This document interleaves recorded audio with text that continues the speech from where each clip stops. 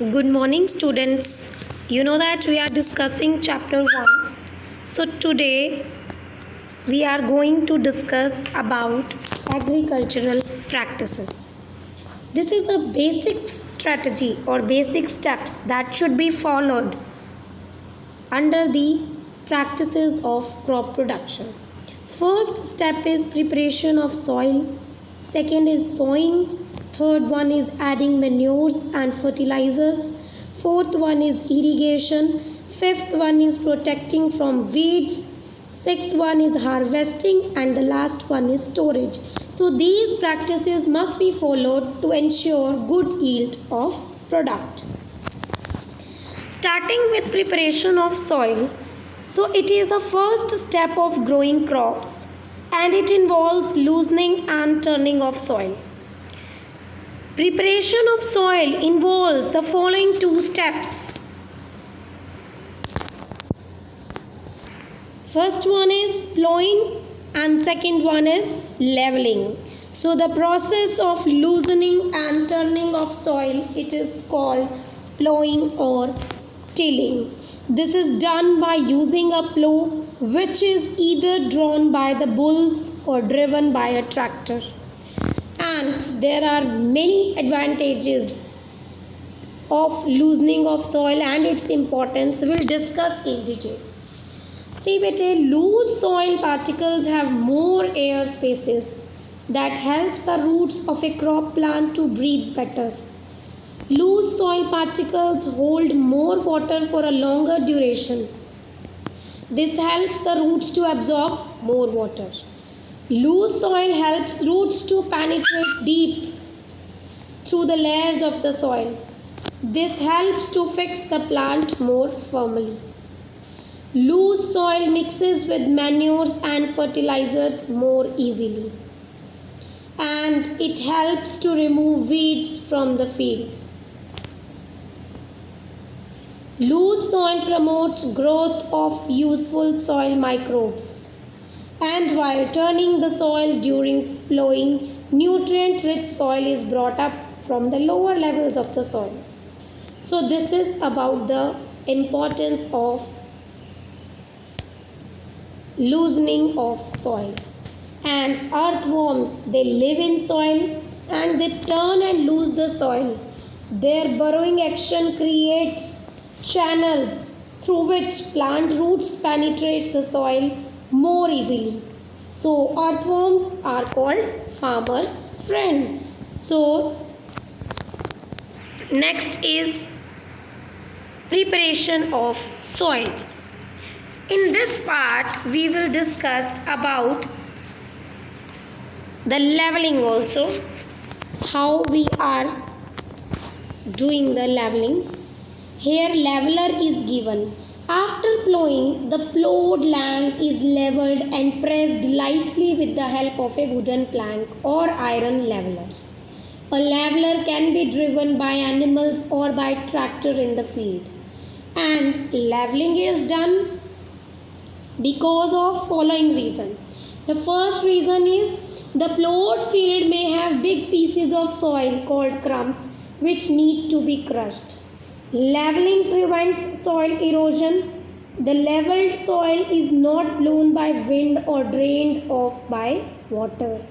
Leveling also helps in the uniform distribution of water and manure. Sometimes we add manure to soil before plowing. This helps in proper mixing of soil with manure. Some fertilizers are also added before the sowing of seeds and some are added later. So there is a two ways by which we can add fertilizers and manure before sowing and selection of seeds also. Now the next part is before sowing the seeds, it is necessary to break the soil, the size of the grains to get better yield, and this is done by the following implements. Next is this is the implement which we are going to use is plow, and it is used for tilling and scraping of soil. It is used for weeding, manuring, and it consists of a strong triangular iron strip called plowshare. And there is a long rod called plough shaft. It is given clearly in the figure, and the other end is attached to a beam which is put on the neck of the bulls, and plowshare is curved to turn the soil. After that, we have another agricultural implement, that is hoe. It is used for removing weeds and for loosening the soil. It consists of a long rod of wooden or iron. A strong, broad and bent plate of iron is fixed at the end of long rod, which works like a blade. At the other end, a beam is attached and the beam is placed on the neck of the bulls. After that, we can have cultivator. Nowadays, the tractor driven plow is called cultivator, and the use of cultivator save both labor and time. So this is about the agricultural implement. Now we have to discuss about the next practice, that is sowing and selection of seeds. See, after soil preparation, the next step is selection and sowing of seeds. This is the most important stage of crop production. Plants grow from seeds. While selecting seeds, following precautions should be taken. Only clean and healthy and disease-free seeds should be selected. Seeds should be treated with fungicides. And now, how we can separate good and healthy seeds from damaged ones? This is one activity. We have to take a beaker and fill it with water. Put a handful of wheat seeds in the beaker containing water and stir well. And leave the beaker, wait for some time. What you will observe? Some seeds float on water while others settles at the bottom. What we are seeing, that the damaged seeds become hollow and thus lighter. Therefore, they sink at the bottom. After the selection of seeds, they need to be sown in the field, and sowing of seeds is the process of placing seeds in the soil. We have to take care that the seeds must be sown at correct depth and right interval. So neither too shallow nor too deep, and they should be sown at right intervals so as they get proper air, sunlight and nutrients. Now we have to discuss about how we can sow the seeds and different methods. First one is broadcasting method. The broadcasting method is the method in which the seeds are scattered over the field by hands. Next is by traditional tool, where the traditional tool for sowing seed is shaped like funnel, and the seeds are filled into the funnel, passed through the pipes with sharp ends, and the sharp ends pierce into the soil and place the seeds there. After that, we have seed drill. A seed drill has a funnel shaped seed bowl connected to several tubes. The drill is attached to plow as the plow makes furrows along the field, and the seeds in the seed bowl are released through the tubes and get deposited in the soil. Nowadays, a seed drill is used for sowing seeds with the help of a tractor. Now, what is the advantages of using a seed drill? It sows the seeds uniformly at appropriate distances and depth. And second thing, it ensures the seeds get covered with soil after sowing. This prevents the damage caused by the birds. It saves time and labor. Next is transplantation. Transplantation, seeds of some plants like paddy, tomato, onion, brinjal are first grown in small nurseries. When these seedlings are grown, they are manually transplanted in the field. So the process of transferring the seedlings from nurseries to the field is known as transplantation. Now it has following advantages. It helps in selecting and planting only healthy seedlings. Spacing can be controlled because of manual plantation. Plants get sufficient sunlight, nutrients and water from the soil. Now we have to discuss about replenishment of nutrients in the soil. See, it is soil supplies minerals, nutrients to the crops. These nutrients are essential for the growth of plants. Due to economic reasons, farmers grow crop in the same field year after year. Continuous growing of crops make the soil deficient in certain nutrients and the soil loses its fertility. So the soil nutrients should be replenished from time to time. This could be either done by natural methods or by addition of manures and fertilizers. Before discussing manures and fertilizers, let us discuss some natural methods. There are three types of natural methods. First is fallowing, then is crop rotation, and third one is mixed cropping. So fallowing, in this method, land is left uncultivated for one or more seasons and the fallow land regains the nutrients by decomposition of remains of plants and animals by the action of microbes. Now next is we have crop rotation method, and in crop rotation method different crops are grown alternatively on the field. We have one good example, like farmers grow crop like wheat or barley in the first year, and this is followed by growing leguminous plants like pea or soybean in the next season. This helps in replenishment of soil with nitrogen. Next is mixed cropping. In this method, two or more crops are grown together in the same field, and the crops are selected such that the nutrient requirement of one crop is fulfilled by the other. Leguminous crops such as pea, soybean, cereal crop like wheat or rice can be grown together in the same field, and cotton and groundnut are also grown together. Now we will discuss about manures and fertilizers. Use of manures or fertilizers is called manuring, and these substances enhance the fertility of the soil. Now manure.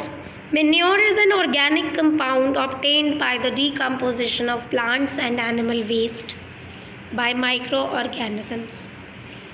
Now we have two types of manure, that is compost or green manure. Compost is prepared by the decomposition of farm and domestic organic waste material like animal excreta, fecal matter of human beings, sewage waste, weeds, dry leaves in a compost pit. The process of producing compost is called composting. Compost is rich in organic nutrients but not in some essential nutrients like nitrogen, phosphorus and potassium. Now green manure, we have some crops like sun hemp and sesbania which are grown in field before sowing the seeds. These are then plowed back into the soil when the seedlings are young. These plants decomposed in soil and increase soil fertility. They also provide protection against soil erosion and leaching. So, fertilizers are human-made chemical substances which are rich in one or more nutrients like nitrogen, phosphorus and potassium. Fertilizers are produced in factories. For example, nitrogenous fertilizers, phosphatic fertilizers are there, potassic fertilizers are there, complex fertilizers. Now, fertilizers are basically soluble in water and they are easily absorbed by the plants and increase the crop yield. Fertilizers are usually applied either by spraying using a sprayer or through irrigation canals. Now, what are the disadvantages of using fertilizers?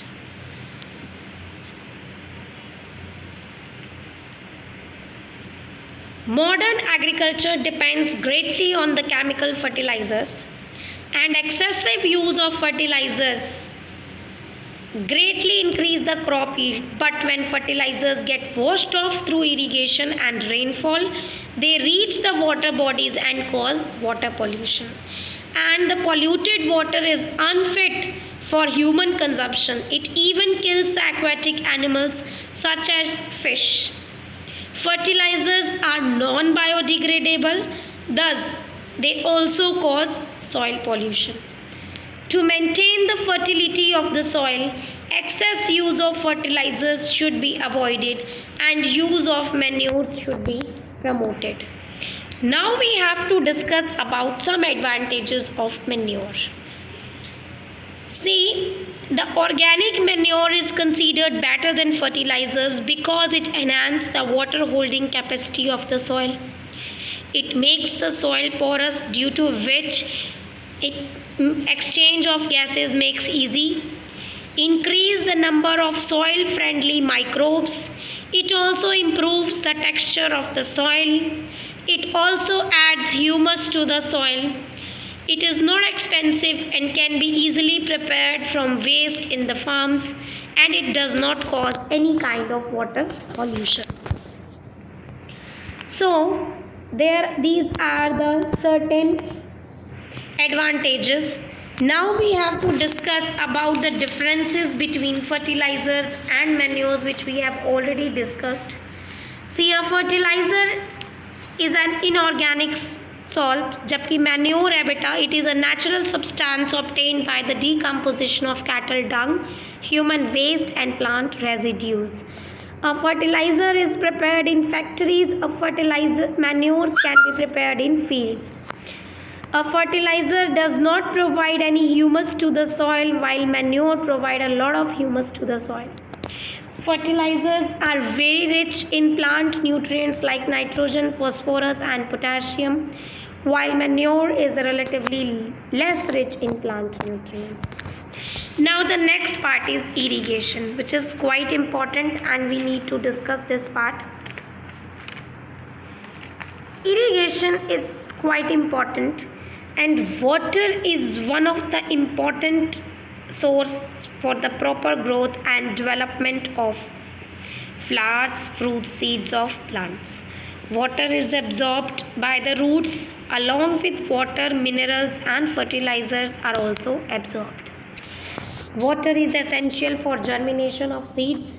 Water is essential for carrying out the process of photosynthesis. And water dissolves nutrients which are transported to each part of the plant. Water also protects the crop from both frost and hot air currents. Therefore, the supply of water to crop plants at regular intervals through sources other than rain is called irrigation. Now we have different sources of irrigation that can be wells, tube wells, ponds, lakes, rivers, dams, tanks and wells. Now we have to discuss that traditional methods of irrigation. We have 4 different methods: moat, chain pump, dhikli, rahat. The water available in wells, lakes and canals is lifted up by different methods in different regions for taking it to the fields. Cattle or human labor is used in these methods, so these methods are cheaper but less efficient. Now if I am talking about modern methods of irrigation, it involves sprinkler irrigation and drip irrigation. In sprinkler irrigation, the water is sprayed on the plants using sprinklers. The perpendicular pipes having rotating nozzles on the top are called sprinklers. The sprinklers are joined to the main pipeline at regular intervals, and pumps are fitted in this system for lifting water. Okay. Now next one is drip irrigation, and this type of irrigation involves a system in which holes are there in pipe which allow water to fall drop by drop just at the position of the roots. Water is not wasted at all. This system also saves water loss due to evaporation. It is a boon in regions where less water is available. So Next method agricultural practice is cropping protection from weeds. See, weeds are the unwanted plants that grow with the main crop and they compete with the main crop and they are undesirable for us. The process of removing these weeds is called weeding, and it can be done by mechanical method, by chemical method, or by biological method. In mechanical method, we can use our hands, we can use any harrow or garden trowel. In chemical method, we can use 2,4-D, which is a weedicide which removes the weeds from the field. We need to take care when we are spraying this because it may harm. And after that,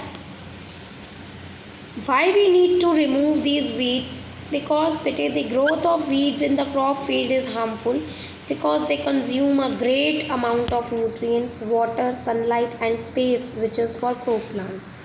The weeds harbor pests. Pests spread various diseases. Some weeds produce toxic substances that may be poisonous. So now we are moving on to the harvesting. Now our crop is ready. It usually takes 3 or 4 months for a cereal crop to mature, and the process of cutting and gathering of crop after its maturation is called harvesting. And